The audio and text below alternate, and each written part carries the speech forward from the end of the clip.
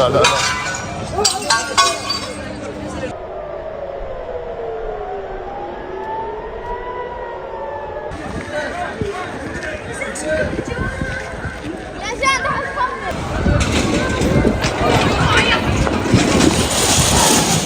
ايش في حق؟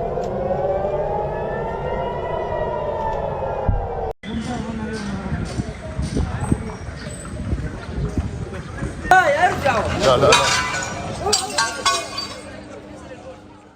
Ketegangan di Timur Tengah kembali memanas setelah Iran melancarkan serangan rudal besar-besaran ke wilayah Israel pada pagi hari ini.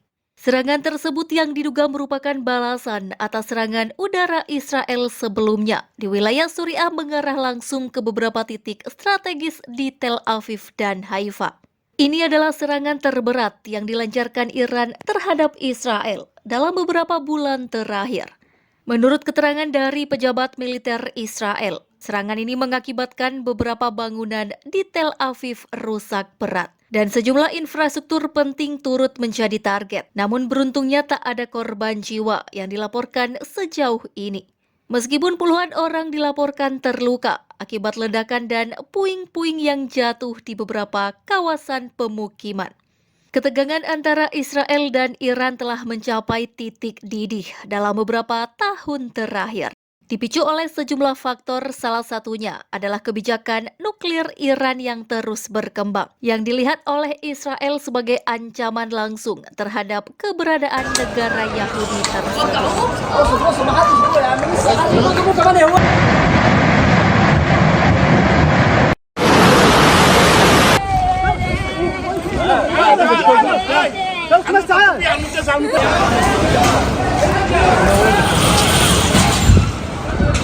Selain itu, peran Iran dalam mendukung kelompok-kelompok militan seperti Hezbollah di Lebanon dan Hamas di Gaza semakin memperburuk situasi. Pada bulan lalu, Israel melancarkan serangan udara besar-besaran di Suriah yang diduga sebagai bagian dari upaya untuk menghancurkan fasilitas militer Iran. Yang diduga sebagai bagian dari upaya untuk menghancurkan fasilitas militer Iran yang ada di negara tersebut. Pemerintah Iran melalui juru bicara Kementerian Luar Negeri Nazar Kanani menyatakan bahwa serangan ini merupakan balasan sah atas apa yang disebutnya agresi terus-menerus yang dilakukan oleh Israel di wilayah Suriah dan Lebanon. Iran juga mengingatkan bahwa serangan semacam ini tidak akan berhenti sampai Israel menghentikan intervensinya di negara-negara tetangga. Israel harus bertanggung jawab atas segala konsekuensi yang timbul dari tindakannya. Kami tidak akan ragu untuk mempertahankan hak kami untuk membela diri dan melawan agresi asing, kata Kanani dalam sebuah pernyataan.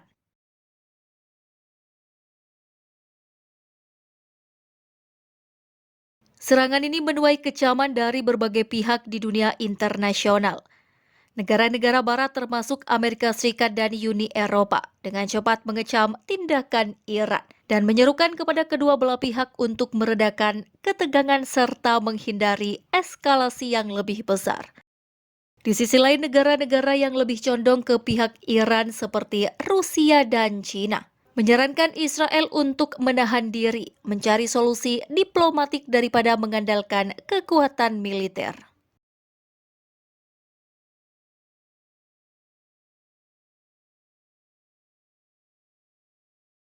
Duta Besar Amerika Serikat untuk Israel David Friedman menyatakan bahwa serangan ini hanya akan memperburuk keadaan dan semakin memperburuk hubungan antara Iran dan komunitas internasional.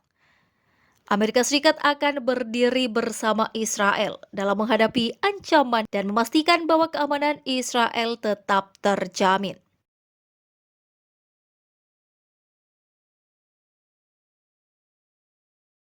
Dengan latar belakang ketegangan yang telah berlangsung lama, serangan ini berpotensi memicu eskalasi yang lebih besar di wilayah tersebut.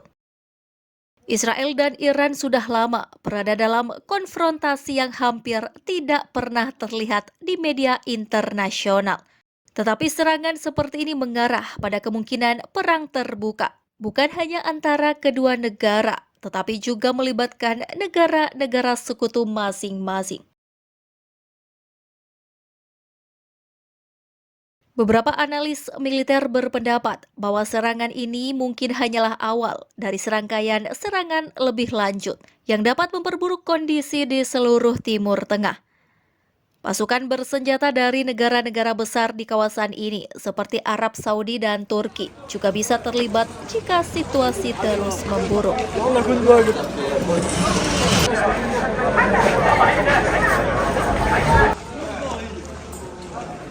Bagi warga sipil di kedua negara, serangan ini menambah penderitaan yang sudah mereka rasakan selama bertahun-tahun konflik. Banyak warga Israel yang mengungsi sementara di tempat penampungan akibat serangan rudal.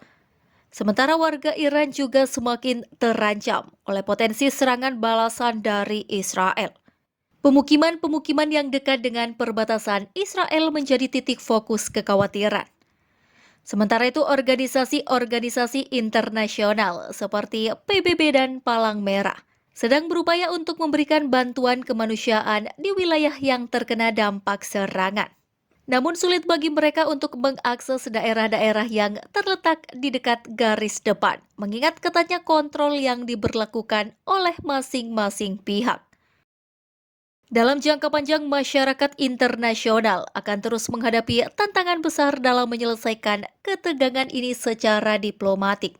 Banyak pihak termasuk PBB dan negara-negara besar lainnya berusaha untuk mengurangi ketegangan melalui jalur diplomasi. Namun dengan hubungan yang semakin tegang dan saling curiga, harapan untuk tercapainya kesepakatan damai semakin suram. Dunia kini menunggu bagaimana kedua belah pihak akan merespon serangan ini dalam waktu dekat. Apakah ini akan menjadi awal dari perang skala penuh atau akan ada ruang bagi diplomasi untuk menemukan jalan tengah? Hanya waktu yang akan menjawab.